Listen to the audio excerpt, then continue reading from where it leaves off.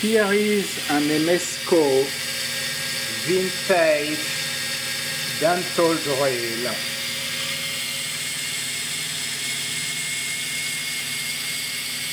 Very interesting device.